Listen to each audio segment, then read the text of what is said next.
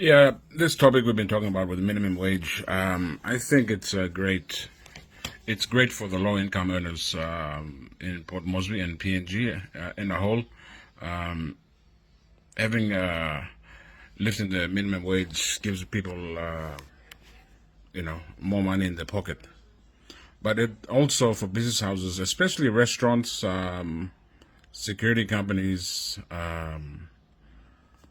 building and construction companies, and small SMEs, especially as I said, all kaibain, all restaurant number there, all basafa, because we don't live in a conducive environment.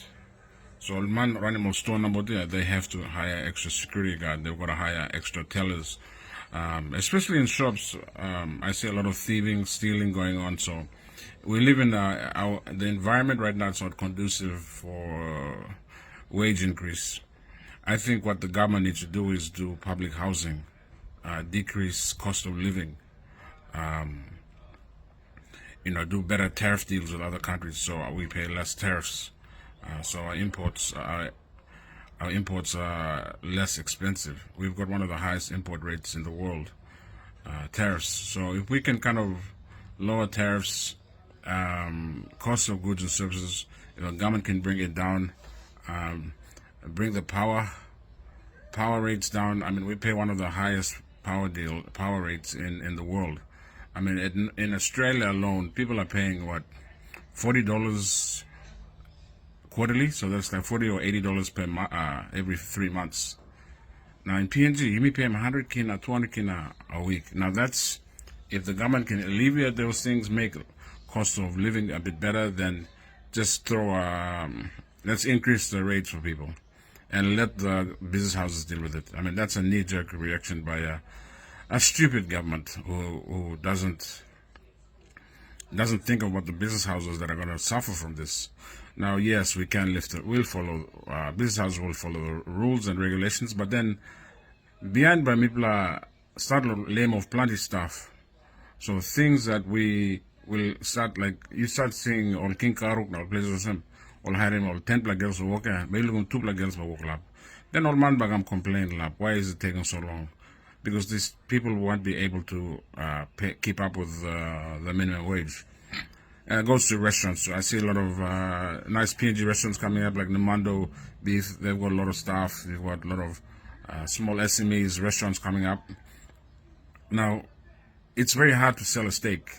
I know from running Red Rock Bar, it's not easy to sell food items. And those plate kaya you salime or Kappa Cafe or Hog's Breath, it takes staff to do staffing. It takes people to do staffing.